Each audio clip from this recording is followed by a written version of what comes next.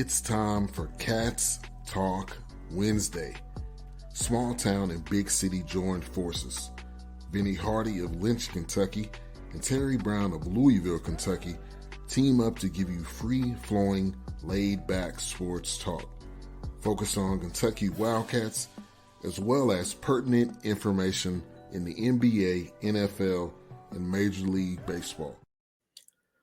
What's going on, everybody? Welcome into Cats Talk Wednesday. My name is Vinny Hardy. Terry T.B. Brown is going to try to hop on here with us. If it works out, he'll be here. If not, we'll get him back next week.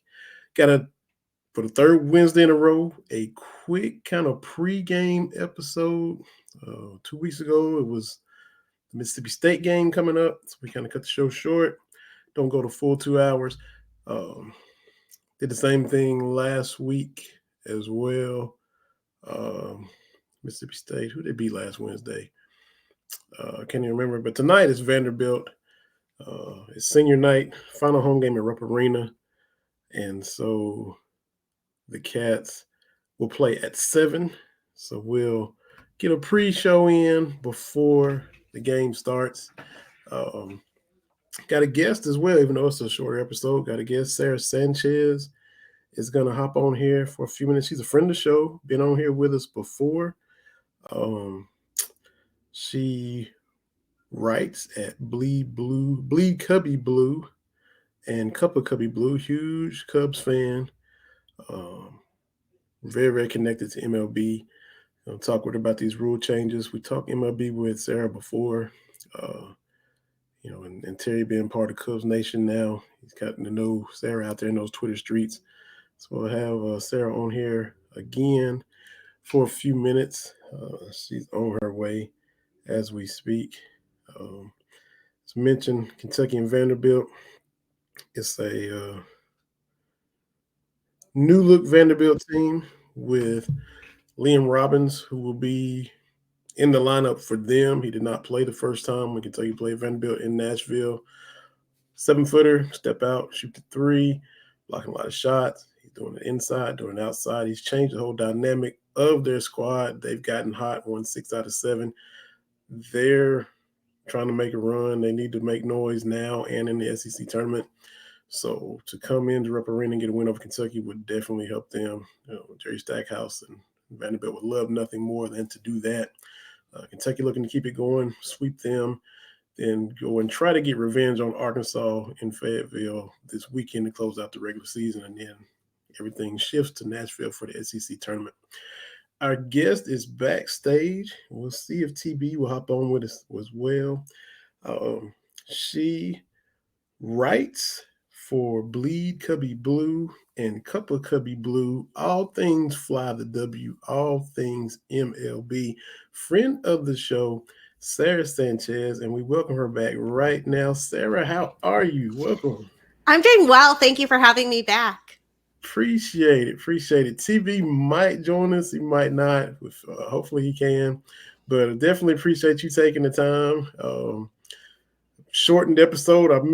Told you last week we normally do 6 to 8, and I was like, we're gonna kind of cut it down, and you still adjusted your schedule and took the time to hop on. So appreciate it. Of course. Always happy to talk. Well, a little bit of baseball with y'all. I know it's a basketball focus right now, but a little bit of baseball today. Yeah, and spring training and all this stuff is getting underway, and it's getting going right now. Where are you on all the rules changes? I know you've been monitoring them and keeping up with them. Are you transitioning as they continue to try to become more and more of the norm, or where are you at on all that? Wow, that's such a great question to start with. So I think I'll say, first of all, if you are a casual fan of baseball and you've not been paying attention to all of the changes that were coming down the pike for MLB, when you first watch a game this season, it's going to feel a lot different. There's a ton of things going on. Almost every broadcast that I have watched so far this season has started off with a rundown of those rules changes and what they are. And I guess I'll get into the specifics in a second, but sort of my 10,000-foot global overview is that I kind of wish they had done a handful of these at a time, rather than all of them at once, because I think it's going to be really difficult for fans to figure out which parts of these they like and which parts they don't, because so many things are going to be impacted at once, right? Oh, TV is here. So maybe, do we want to pause before I get into all the specific rules, or I can just keep going? Keep rolling. Okay, keep rolling. We'll just tell TV just grab on and hang on for the ride. That's, awesome. As you drop this knowledge. That works. So I think the biggest thing that people are going to notice is that there's a pitch clock in baseball. Baseball famously is the sport without a clock, and now it has a clock.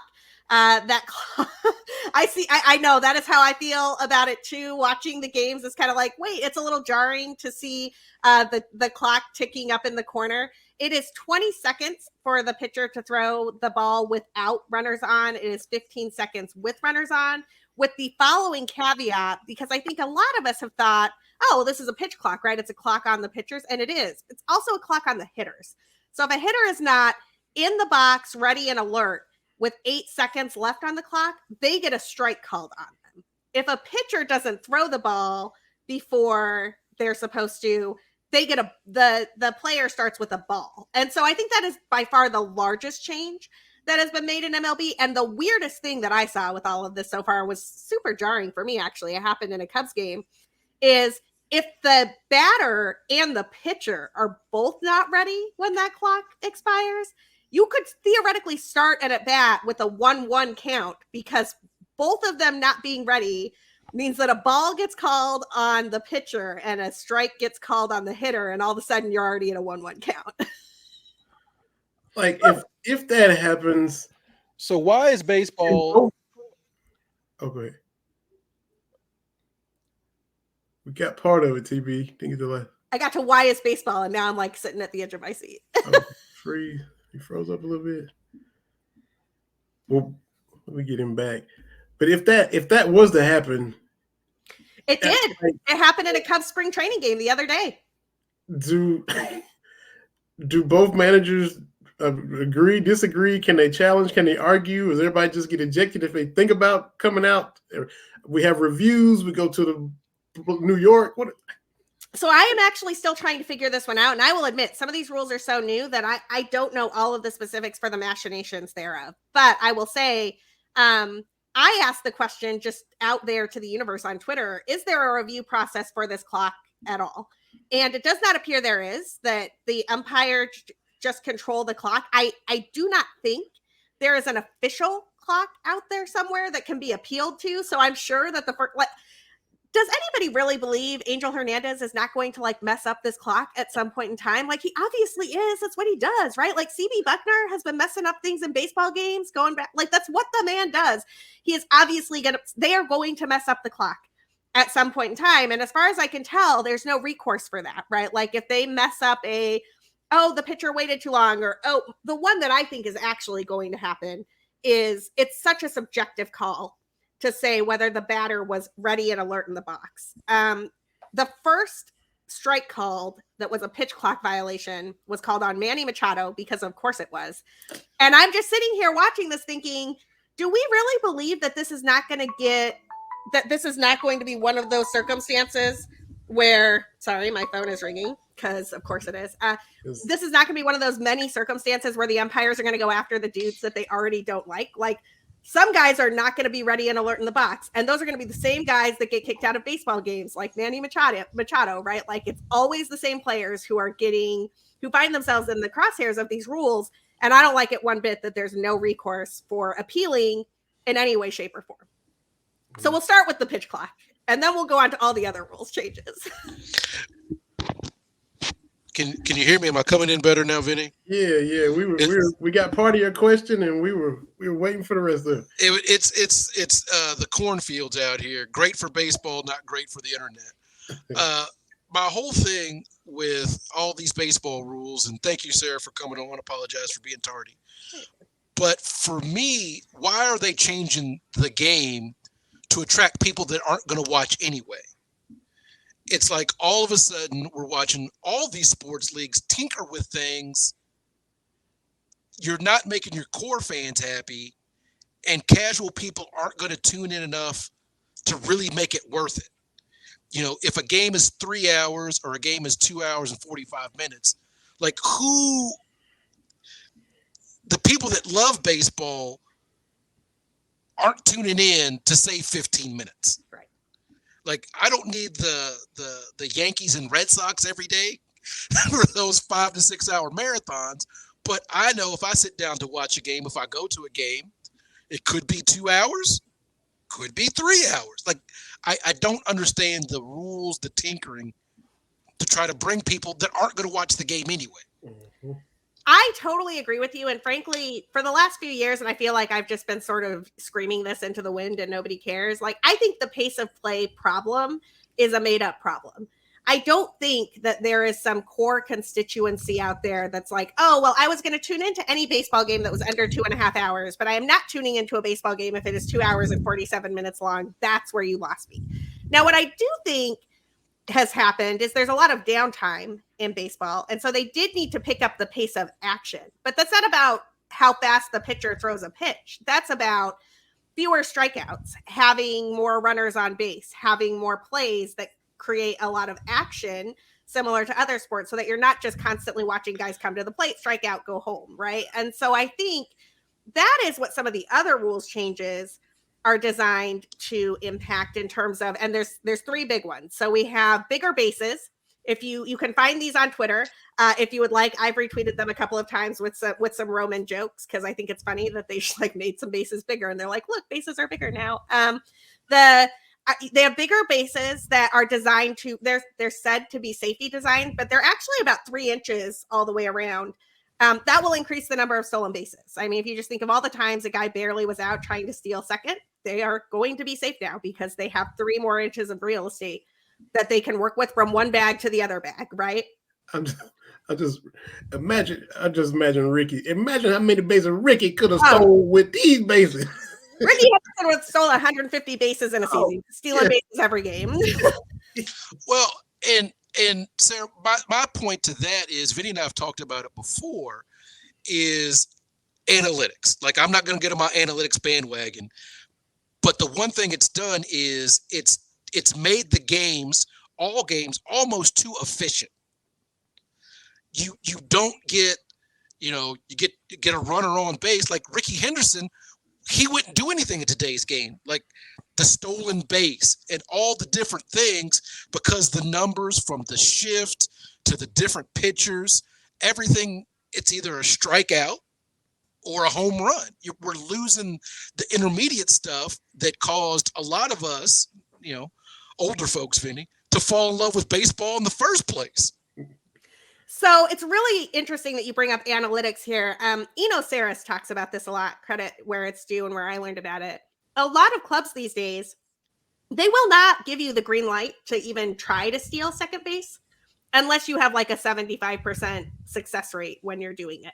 And so part of the reason stolen bases have declined so much is because you can just look at a chart. It's a spreadsheet, right? Like, are you successful 75% of the time when you steal? Yes, no. We'll send you if you are. We will not send you if you aren't. Unless you're the Chicago Cubs last season. The Chicago Cubs ran into outs all over the base pass. They were not successful anywhere close to 75% of the time. It was honestly kind of pathetic, but that is an aside. Now that number is going to go up, right? So the number of guys they were successful 67% of the time. They were successful 68% of the time. Those guys are going to be successful more than 3/4 of the time. And so they'll be given the green light, whereas before they would not. And it's really interesting. I was just on Potapalooza with my friends at Rotographs. Justin Mason hosts a whole weekend of baseball podcasting, and we were talking about stolen bases. And all of us believe that stolen bases are probably going to go up 25 to 30%. The key, though, is they're going to go up. They're not going to go up equally. Like, if you're Trey Turner, you already stole 50 bases a season. You're running when you can run. It's not like Trey Turner gets 20 more bags, right? But if you're a Wilson Contreras and you were only successful when you tried to steal 65, 70% of the time, and so you weren't getting that green light, well, now you're going to be successful 75, 80% of the time. So he's going to get more green lights. And so maybe he goes from being a guy who steals 8 bags a year to being a guy who steals 18 bags a year. And that's meaningful. And it's an art, though. It's an art. It shouldn't even be up to the chart that says, well, okay, you can because we say you can.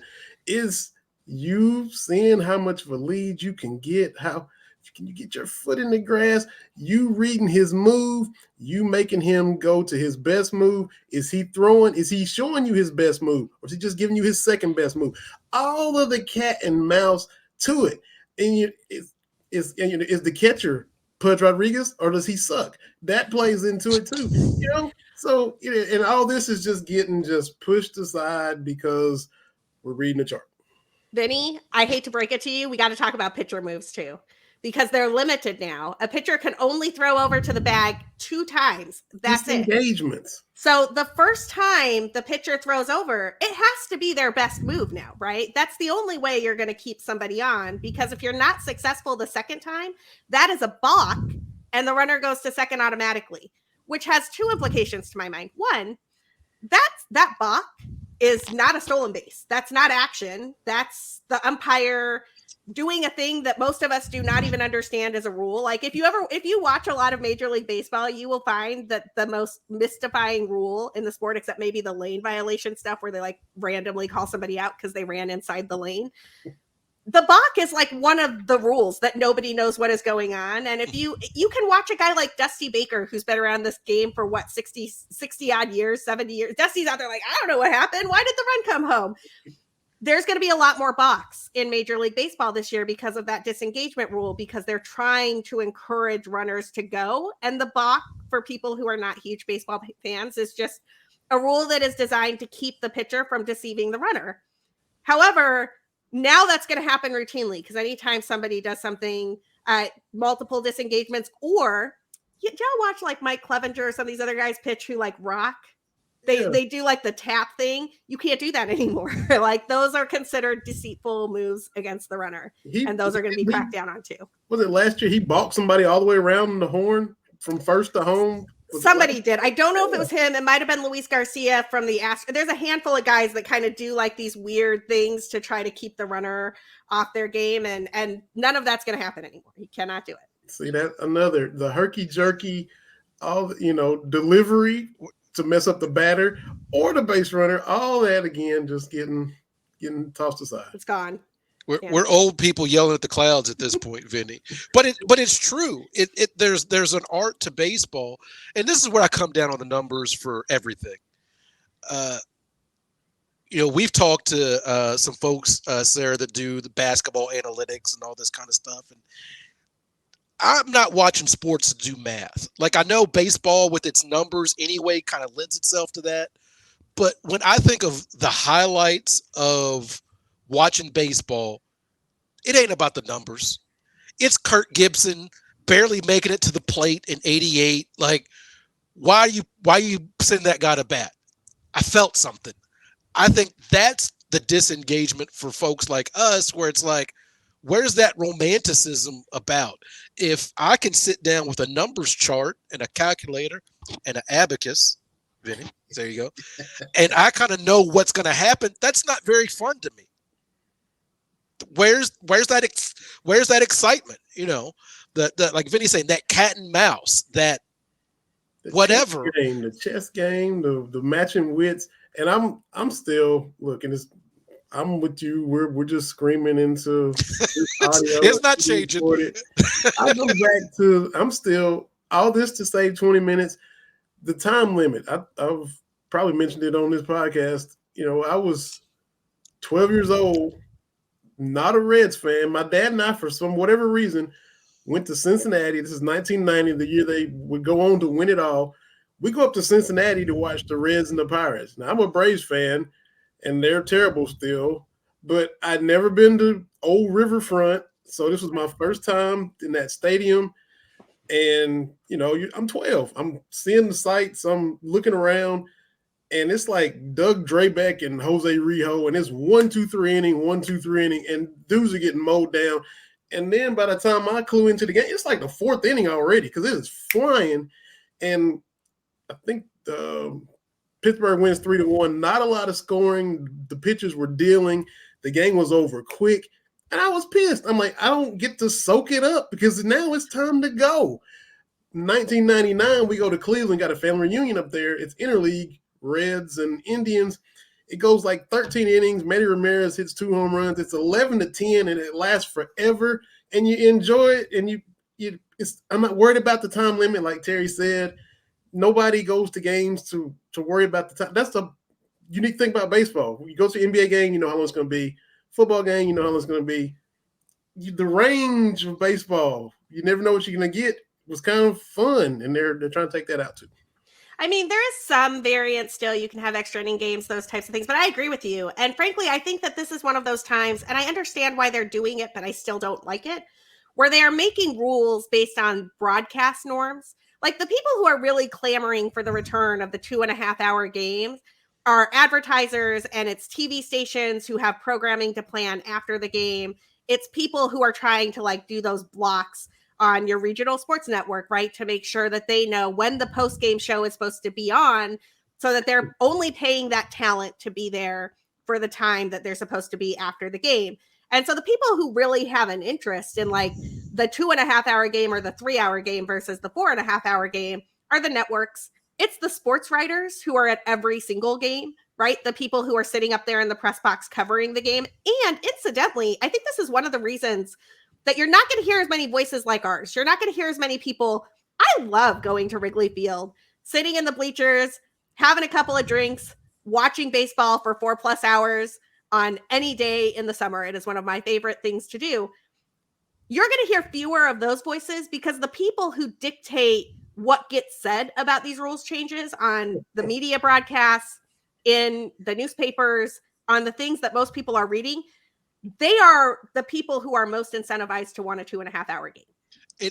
I think that what hurt baseball as the national pastime, to me, was football being a sport that is built for TV. Change of possession, commercials.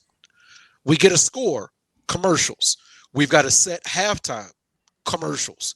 So you can see that transition as we went away from radio, because, you know, you can turn on a game on the radio, again, dating ourselves, Vinny, and the game's just on, you're doing all kinds of stuff, right?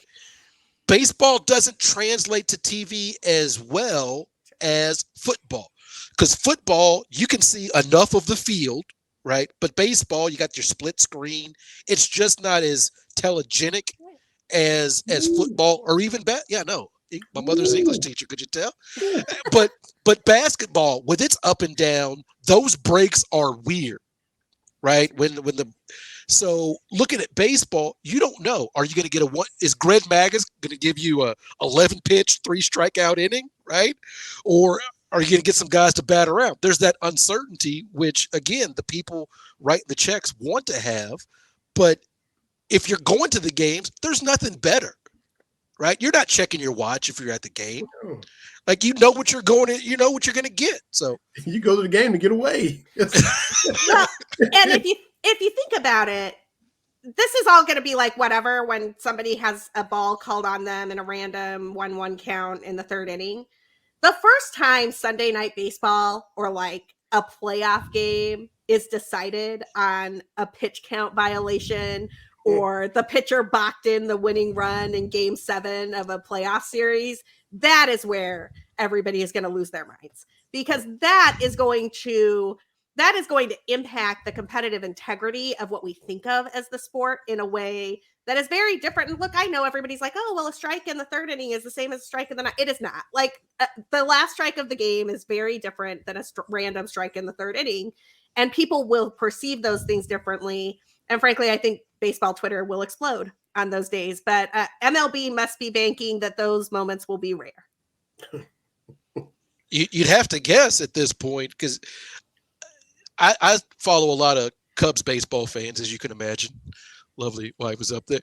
But even if you're not a Cubs fan, just baseball fans in general, the feeling is the people in control, do they even like the sport? That's the mindset of a lot of baseball fans. So I don't know, as a sport, how you can continue to grow if your most diehard fans think the leadership is they either don't care or actively don't like the sport. Yeah. No, I'm with you. I think that, Danny Rocket, who is my podcast co-host over at Cuppa Cubbie Blue, he does parody songs. If you've not listened to Danny's parody songs, you should, because they're really funny. He's the lead singer for a band called the Bleacher Bum Band, but they have a song called Rob Manfred Hates Baseball.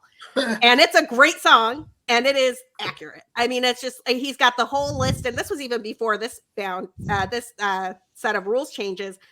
They've got a whole list of all the things that Rob Manfred has changed about the game and not for the better, right? And it's, I don't know anybody who loves the Manfred man on second base in extra innings, but the first time my brother saw a Yankees game decided that way, he was in my text messages so fast. He's like, what is this?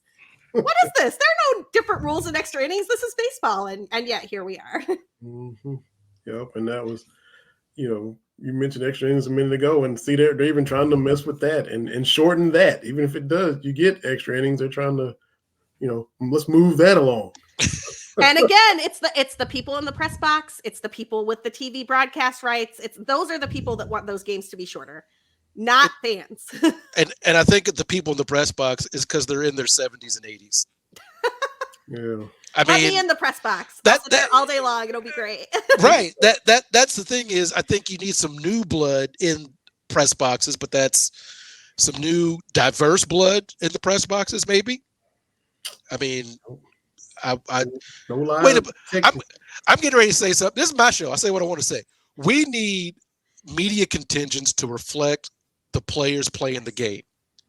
And there should be nationally prominent Spanish-speaking baseball players all over the place.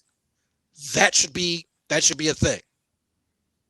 I mean, that's part of it, because I can't remember who it was. It's been pointed out before. You've got athletes that look like us in a room full of people asking questions that don't look like us. Like there's got to be a better job of that, but I ain't gonna rant too much of it. No, it's early. I'm so glad you bring that up, because I'm actually I'm headed to Miami in a week for the World Baseball Classic, and part of why I wanted to go to the World Baseball Classic is because this whole nonsense that we hear in baseball all the time about, play the game the right way, the unwritten rules of baseball, you flip your bat, somebody's going to throw a ball at you, whatever. That does not exist outside of the United States. Like, you watch a game in the Dominican Republic, you watch a game in Puerto Rico, you watch a game in Japan, you watch a game in Korea. There are celebrations happening all over the place. There are cheerleaders. There are bands. There are people flipping bats, and that's just part of the thing that you do. Like, they're celebrating all the way around all of the bases. And I wanted to go somewhere where I could see baseball celebrate those types of celebrations, right? Celebrate those types of player accomplishments. I am a Cubs fan. I do not like Yadier Molina one little bit at all. The only time in history that I found myself cheering for Yadi Molina, and he was damn fun to watch, I will say, was the World Baseball Classic, when Yadi was out there with bleach blonde hair, and he's like out there with Javier Baez and Francisco Lindor, like chalking trash and flipping bats and doing all of his things. That Yadi was fun. Puerto Rican Yadi was fun. Yadi Molina was good. Okay, I won't tell the missus. She might have one time in 2017, he was great. To that point, I have to ask, thoughts on the Cubs, where they are, where they've been, where they're going, the deconstruction, the attempted rebuild. Where are you when it comes to the Ricketts and the Cubs? Well, Wilson Contreras is my favorite player, and I'm cheering for Wilson Contreras forever. So that probably gives you some idea of where I'm at with this whole thing. Look, I understand that there are a lot of people out there who are investing a lot of time and words and arguments into trying to convince all of us that the Cubs have done some successful things and that they are much better than they were before and they are going to compete. I will say this: the team is better than they were at this point in time in 2022. And that better means that PECOTA and Fangraphs and Zips and all the projection systems out there that project the things, it's an article I'm working on right now, instead of projecting them for 71 or 72 wins like they did last year, are projecting them for 75 to 78 wins this year. So don't get me wrong, like Dansby Swanson, good signing, nice addition to the team. Glad he's here. The Cubs are better with Dansby Swanson and Jamison Taillon than they were before they had Dansby Swanson and Jamison Taillon. And also, I'm gonna miss him. But this team is still not going to be a 500 baseball team. Everything would have to go right for the Cubs and wrong for the Cardinals and Brewers for this team to win the NL Central. And there is no way a team with this talent level is going to win a wild card. So I just think that we should be honest with the fact that the better Cubs that spent some money still aren't spending at rates that are similar to what the Padres have done the last few years. Padres are one of the smallest market teams in baseball. The Cubs have never signed a $300 million player. The Padres have 3, right? Like, the Cubs are acting like a mid-market team that doesn't really want to win games. They want to luck into it. They want to be out there like, we'll put together a 500 team, and if everything goes right, we'll sneak our way into the playoffs, and then our fans will be happy about it. I want the Cubs to put together a juggernaut. Act like you are the owners of one of the teams that makes the most money in the sport. You print money at the corner of Sheffield Madison. Like, just let us watch good baseball. I hear that refrain a lot. I've heard that a lot the last couple of years about the Cubs. But we talk about it all the time, Sarah. Like, there was a time in professional sports, and we sound like old people. I'm gonna get me a Werther's after this, where you could think the owners want to win. Like, there may be bad side, but they're trying to win. But we made this shift where now it's all about making money, where you can make money and not be very good. Yeah, we see every time a professional franchise is for sale, it's into the billions of dollars, and you're like, this team isn't even very good. I mean, they'll tell you they're losing money, but that's a whole nother story. Well, that's because those teams, and if you don't follow Maury Brown from Forbes, he does a great job reporting on all of this stuff, but those teams are bringing in $100 million in terms of TV revenue sharing, like all of the component of the money that comes from, like, every time you buy a player's jersey, part of that goes to the league, part of that goes to the players union, part of that goes to the teams. They're making $100 million before they sell a single ticket. So if you are the Pittsburgh Pirates and you have a payroll that hovers around $50-60 million, you are banking $40 million before you sell a single ticket. That is pathetic. There should be a salary floor. You should have to spend at least as much money as you are bringing in before you sell a single ticket. And if every team did that, that money would go to the players, right?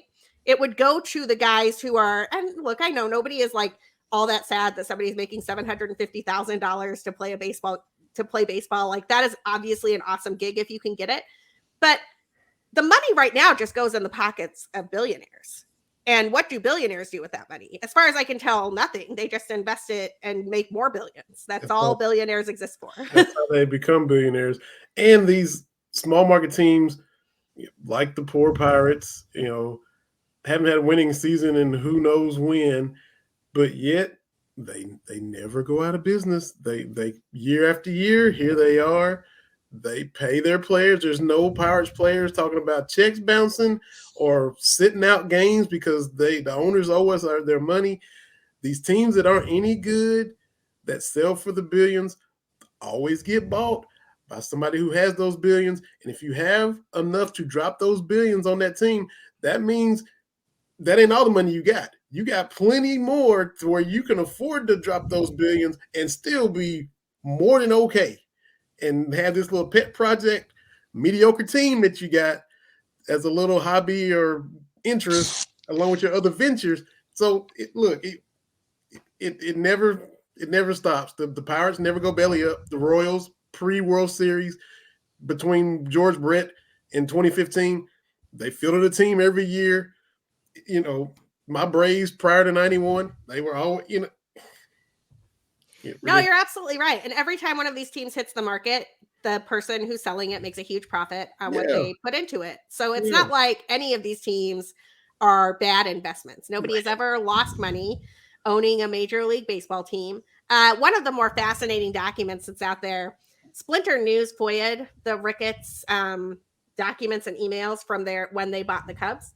And you can see they're just available on the internet. You can go out and see the PowerPoints that they got from their financial advisors explaining how much money they were going to make if they invested in this franchise. And the growth curve, it goes like this. I mean, you're not going to lose money investing in the Chicago Cubs. You're not going to lose money investing in the Miami Marlins. You're going to make money in all of those investments. Win a couple World Series, fire sale, fire sale, suck, win the series, fire sale, suck. They're still here.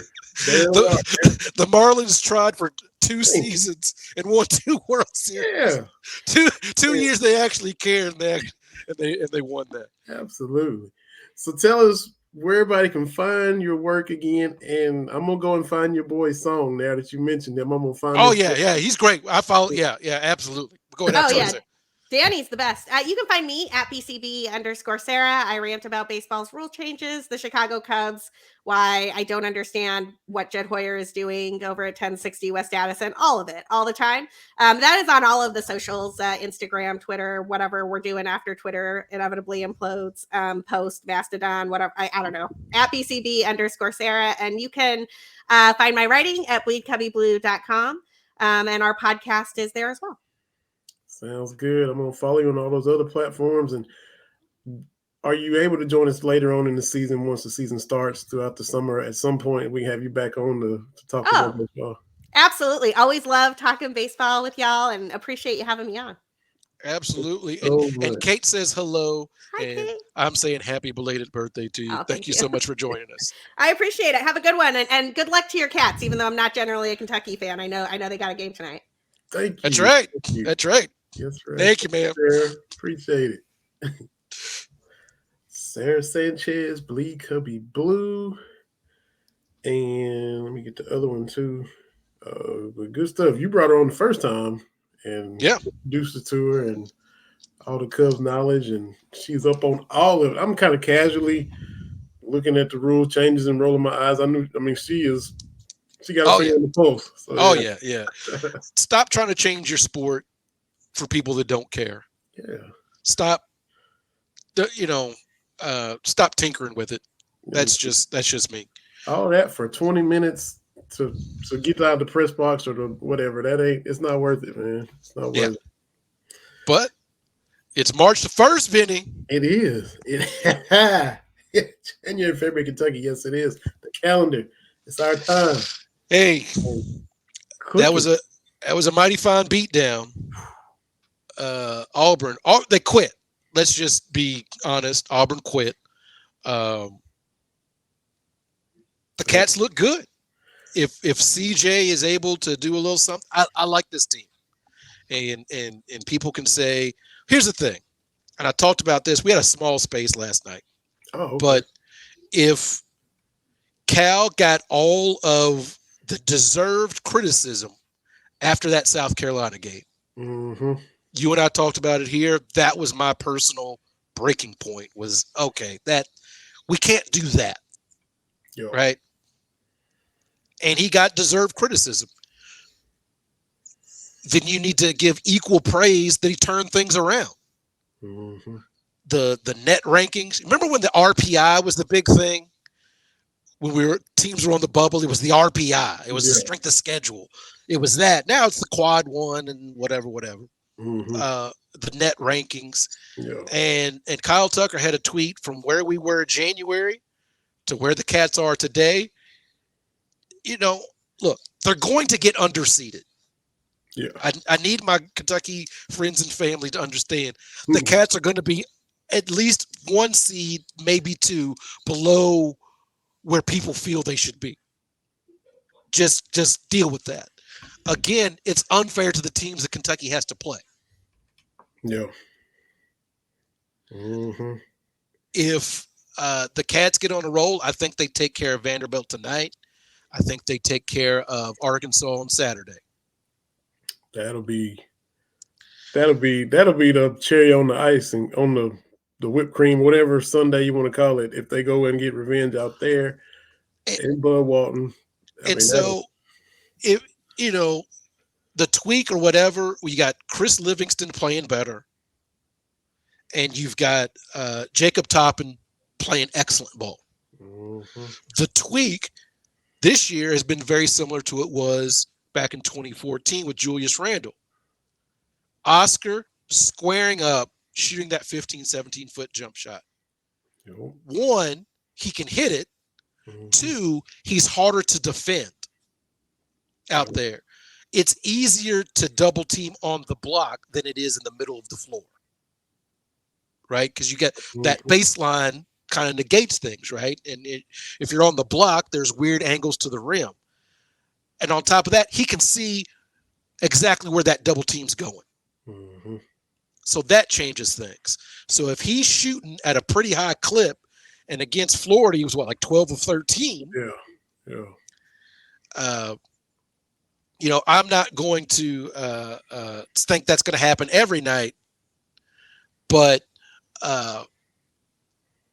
if he's able to do that, and Livingston, who's been rebounding very well the last 4 or 5 games, Toppin has been rebounding. Mm-hmm. Oh, okay.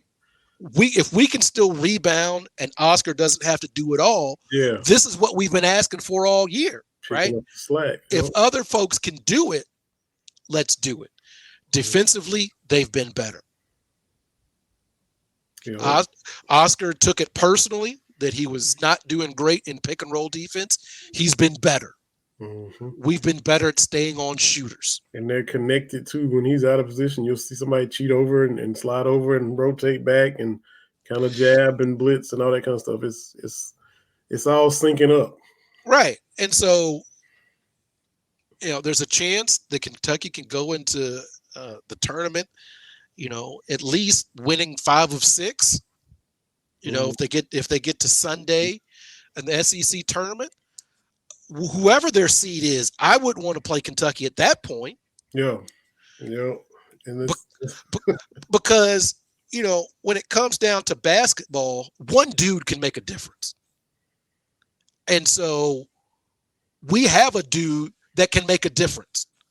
Oscar can absolutely give you one of those 30-15 games. Mm-hmm. He did last year against St. Peter's.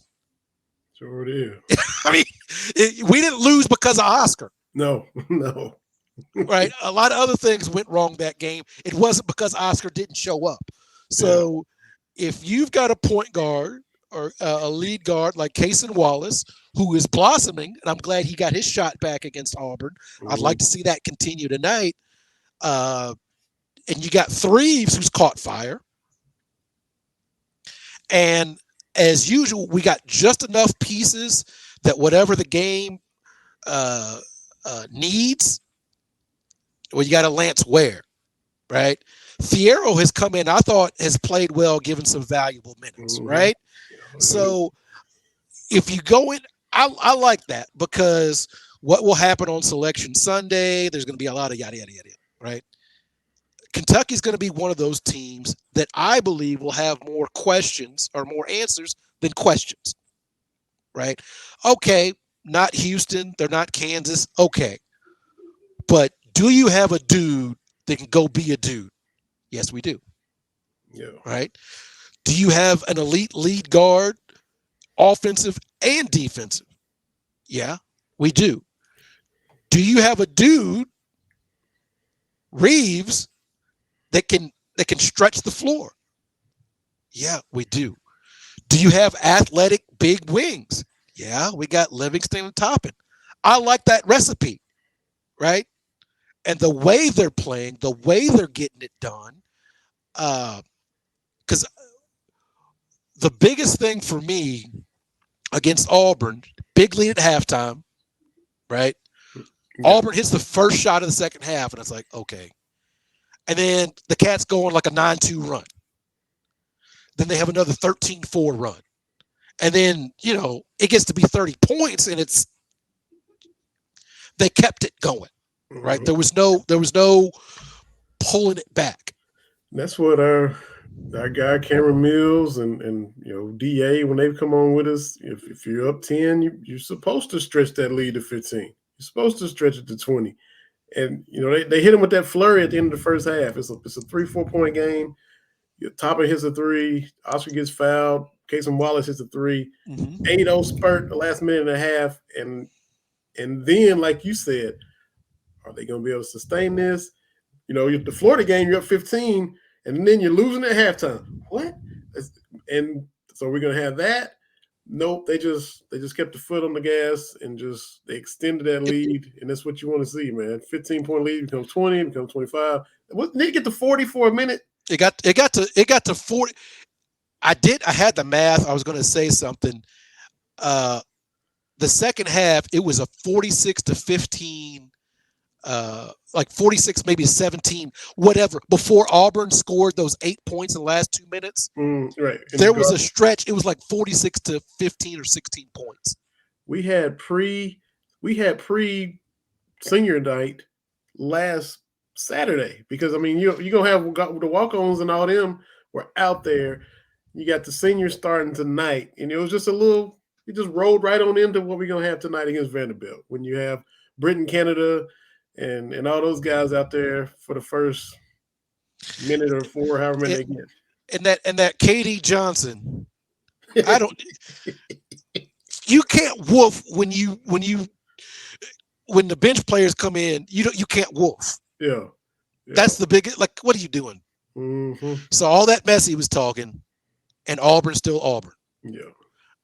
You know, as we've talked about before, it's just one of those things where a team goes 500 over a stretch against Kentucky, and they fans think, oh, we equal, and then they lose that great class, and now they're back to being a poverty team. So the picture circulating, I know you saw it, from the last time they won in Rupp Arena, it was a black and white photo of Eddie Sutton and Rex Chapman in the post-game press conference. That's the last time they won in Lexington. We were 10. Why are people surprised? Look, again, why are people surprised? Yes, they haven't won in Lexington since I was a wee lad.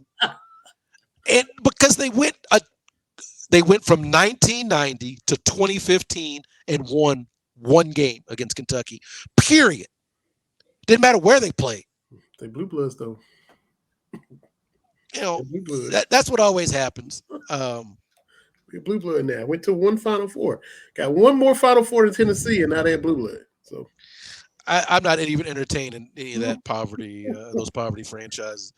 Alabama's still being wild. Man, he really gonna have a pat down he really had a homeboy pat him down. Apparently they've been doing it all year. Somebody got to say, y'all can't do that. Because Nate Oates, like, I didn't know. There's a lot he doesn't know what's going on in his program. Yeah, and now to me it's to the point. And their AD, Greg Byrne, he's from the Mitch Barnhart tree. He was here in Kentucky. It's getting to the point to me where he's got to bear some blame. And look, if this is happening, you got to like step in and put your foot down and be like, yo, Nate, let me holler at you for a minute because, you know, everybody can't just not know down there. And you know, Mr. Oates got blind all of a sudden. Well, the next step up the ladder, Greg Byrne, hey man, what this your department? They're trying to ride this out, which is something you can certainly do. That only works but for so long. Because there can't be anything else that comes out. Because that's everybody got to go situation. Yeah. If something else comes out, another player, somebody else had more involvement that, you know, evidence is turned up. That's a lot of heads. And for me, I get it. I understand you want to cover for your best player and do all this kind of stuff. But for me, if he averaged 3 points a game, he'd have been gone already. Oh, yeah. We don't need to pretend otherwise. But even to that point, you're a coach. There's only so much that you would even extend. You know, you can't give cover forever, even to a great player. You'll be Baylor with Dave Bliss if you keep fooling around. It's where you're headed. I mean, yeah. But we'll remember see. How wild that was pre-social media, but that was wild. All Mexico State stuff out there. I mean, that's the middle of nowhere. That mess is wild. That's you fool around, and that's what you end up having. All I knew about Baylor was they had the one player shot another player The coach covered up because he was paying everybody all these illegal money. Like, that's just, and then for them to turn around and get a Heisman Trophy winner and a women's national champ, that is wild to me. Yeah. Because all we knew about Baylor is like, oh, that's that place where the dude shot the dude, and just wild times. But Before that, what, Mike Singletary went there? That's Mike Singletary, and that was all I knew about Baylor athletically. I didn't even know where Waco was. Didn't even know they was in Waco. I don't even know if I knew they were in Texas. I don't even know back, way back then, pre them getting in trouble. I knew they were in Waco, but Waco only knew because of the David Koresh thing. We don't need to get into that. That's the only reason it popped up on my radars because of that. But oh well, historic senior day, man. Haven't had this many seniors since before we were born that actually participate in the ceremony. Like 75, last time they had 6. That would have been like Jack Givens' freshman year. So, yeah, it's going back a ways, but I'm excited. Me too. And my old Kentucky home gets played. It's moving. We've seen the Happy Chandler version. We've seen Winston Bennett and them crying. We've seen those clips of Roger Harden, friend of the show. So the people that really missed that get that tonight. So good for them. And it's crazy that it's that time of year. It's March, right? I mean, we're right here at it. Look, about my old Kentucky home, I realize it's problematic. I got it. I'm not an idiot, but I will say this: it's the best state song out there, and I have figured out what you've known when you're from Kentucky and you hear it. There is something uniquely special about it. So, because they play it, my old Kentucky home, after every home game, and it was the one basketball game, I can't remember who it was against, where it was like no announcers, they didn't cut out for commercials, and they showed everything, and they got this was this season, and they've got my old Kentucky home, and hearing it, seeing Rupp Arena, it's always special. Again, I know it's problematic, it all is, but I do enjoy that. Yeah, it's stirring. It is. I get you. So yeah, we got us another episode in pre-Vanderbilt. And for the football fans, Will Levis is probably going to show out at this combine, and people are going to turn their nose up because he came from Kentucky. I think he'll be the most polarizing prospect in the draft because they're going to say, look what he did in year 1, but then look what happened to him in year 2. But we know what happened in year 2.